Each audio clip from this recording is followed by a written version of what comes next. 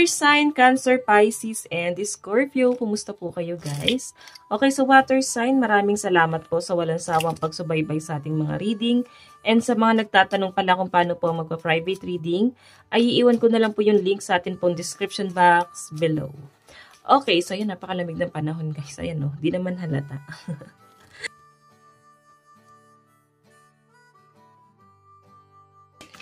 Tignan natin ang inyong baraha. Meron tayong The Grave. Oh, The Moon.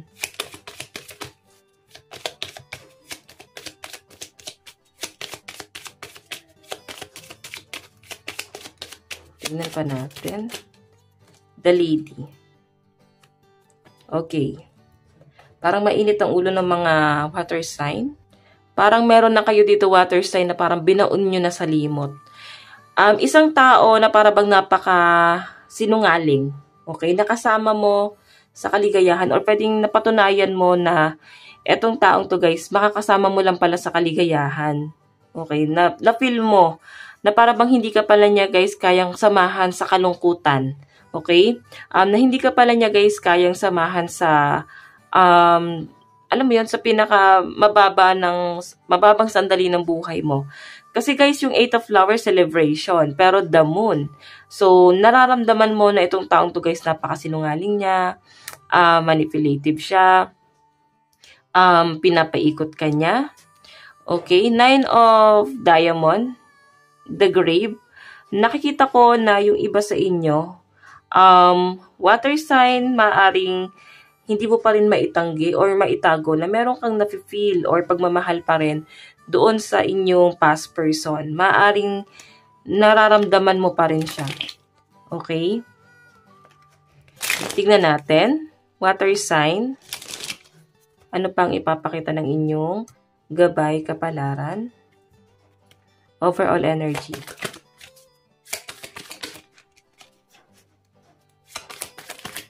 Nag-overthink ang mga water sign ngayon.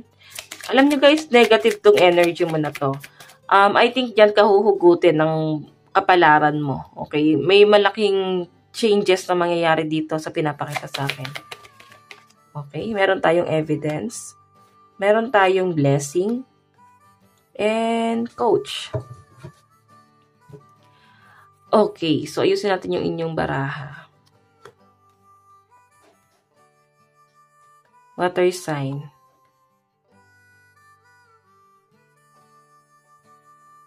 So, water sign, parang may mga naiintriga sa kaperahan mo ngayon. May naiintriga sa hanap buhay mo. May mga taong nag-i-stalk sa'yo or pwedeng may umaalam.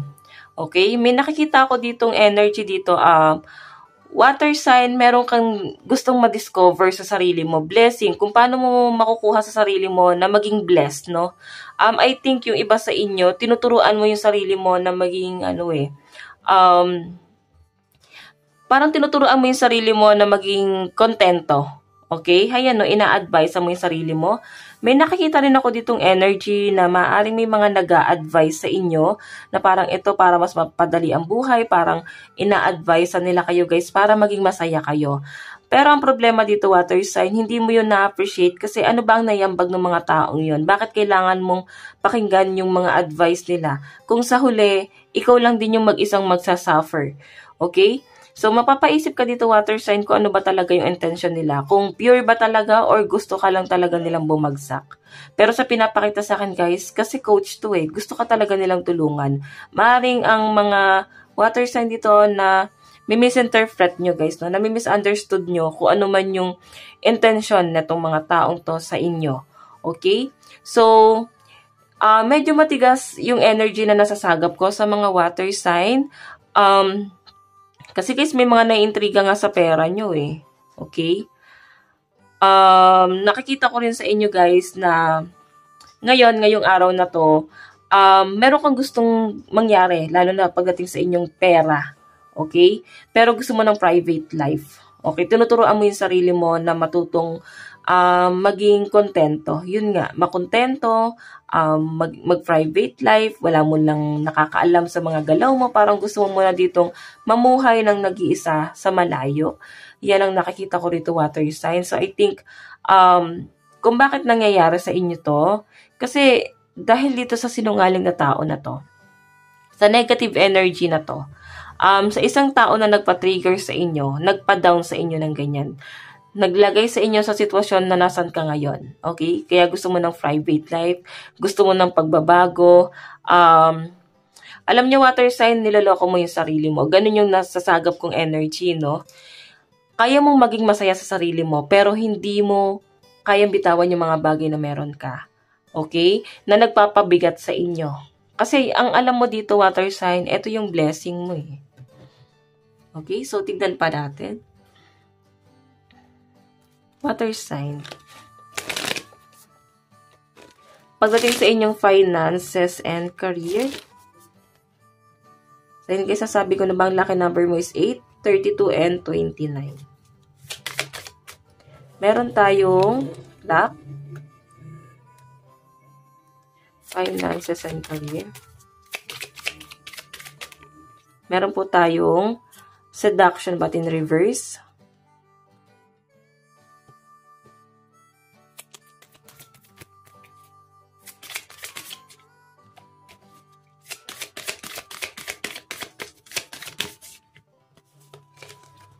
Heartbroken. Naguguluhan kayo, water sign, lalo na pagdating sa inyong career, no? Nasasagap ko sa'yo ngayon, balisa ka. Hindi mo alam kung anong gagawin mo. Pwede may mga nagbabackstab sa'yo, mga katrabaho mo. Pwedeng merong kang katrabaho dito, water sign, na para bang tinrider ka, nilaglag ka, or pwedeng parang ngayon, kaibigan mo siya, tapos kinabukasan, para bang hindi ka na niya kilala. Okay? Parang mararamdaman mo na may something sa taong yun, guys. Na para bang, tinatrader ko nga niya, guys. Nasasaktan ka sa nangyayari, guys.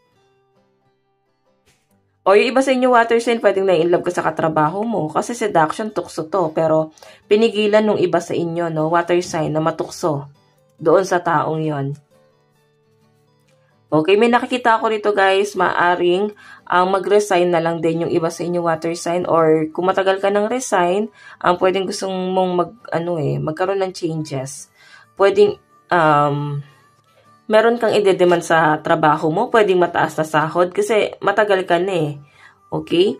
Yung iba naman sa inyo, guys, pwedeng magre-renew. Meron ka lang kinakatakutan kasi syempre, mag-ano ka ng papeles, mag-ayos ka ng papeles, tapos medical. Siguro may mga kinakatakutan ka lang dito.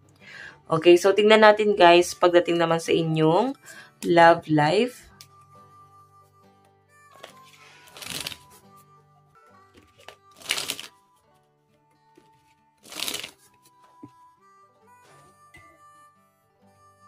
Okay, pagdating sa inyong love life,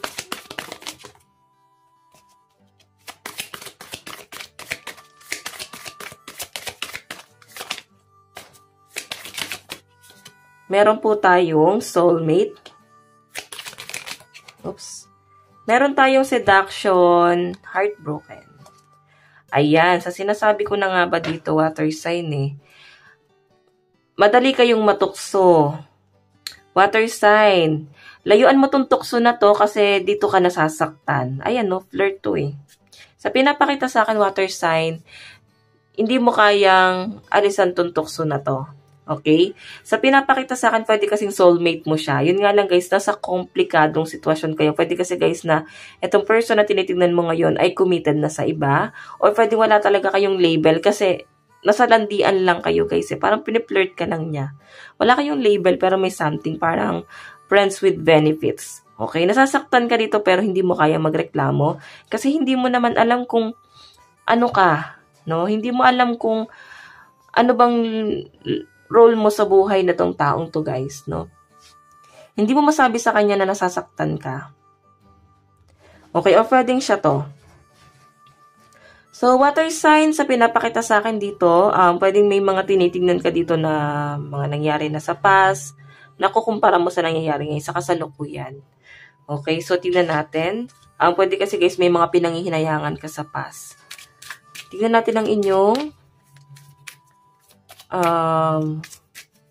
overall energy, love advice, meron tayong new love. Okay, so water sign, may paparating daw sa inyo na new person. bagong pag-ibig. So, eto na nga yun, guys. Kaya siya bagong pag-ibig kasi wala kayong label na tong taong to. Yun ang nasasagap ko. Or pwedeng piniflirt ka ng isang tao na kilala mo na from the past. Or pwedeng ex mo. Basta may flirting na nangyayari. Pwedeng pinababalik. Ganon. Meron tayong stay optimistic about your love life. So, think positive lang daw ang water sign. Kasi yung pagiging negative, ito yung nagpapasuko sa connection yung dalawa. Okay, pwede kasi guys na may mga doubt ka, may mga masasakit ka pa rin nararamdaman.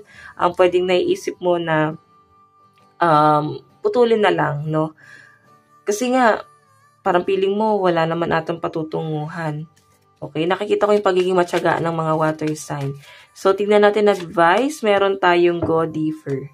Diba? So, sa pinapakita sa akin guys, may pag-overthink kang gagawin dito. Pwedeng dahil to sa mga tao sa paligid mo, sa mga friends, karelasyon, family, katrabaho. Parang, nafe-feel mo dito, water sign, yung betrayal eh. Okay, so water sign, ito lang naman po ang inyong gabay ngayon. Maraming salamat po hanggang sa muli. God bless and love you all. Thank you.